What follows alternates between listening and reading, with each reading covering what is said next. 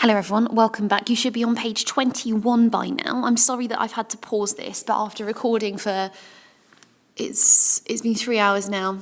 Miss Smith versus technology, the battle continues, and I'm determined to win.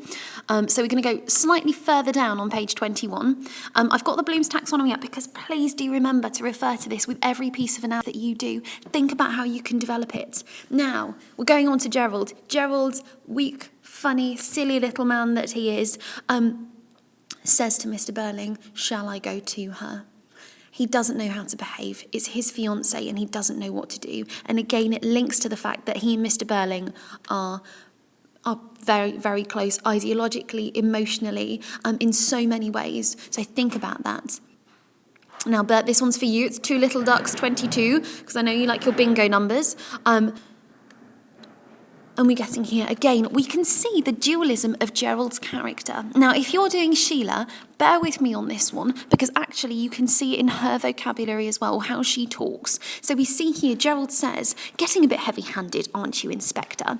The tag question in the middle of that line there, even though the term of address, the fact that he's raising the register, that inspector, and the statement, getting a bit heavy-handed, although he doesn't make it explicit, he doesn't say, "You are getting a bit heavy-handed." So there's not that simple statement there. The tag question in the middle shows that he's inviting agreement. Again, he's not being that forceful. There's this weakness right in the heart of whatever Gerald says. Now think about this with other things that he talks, other things that he says. He is a weak, weak man. See if you can spot evidence of that. Page 23 now. And we can see the difference in how Sheila is. She's re-entered the room and says, "I've told my father."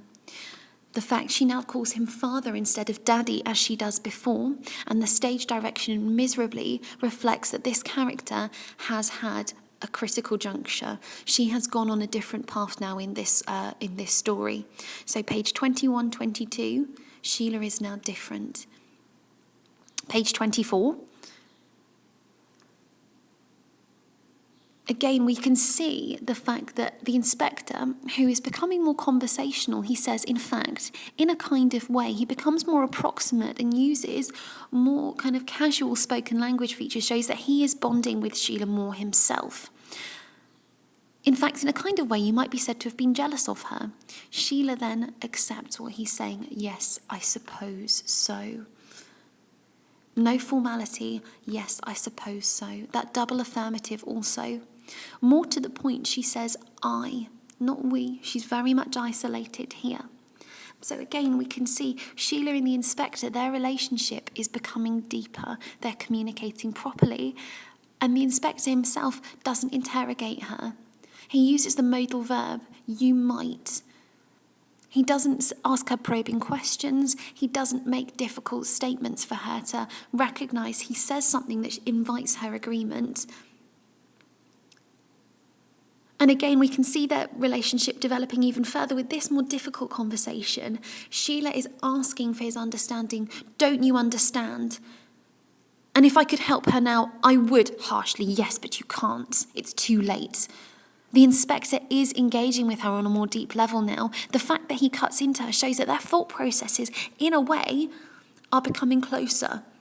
The fact that he doesn't let her finish what she was going to say, he goes right to the point.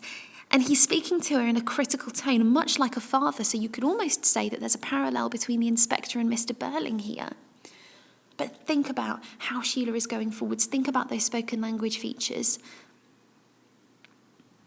What I'm going to have to do now, I'm going to do a 4-minute slot so you can have to go on to the other video now.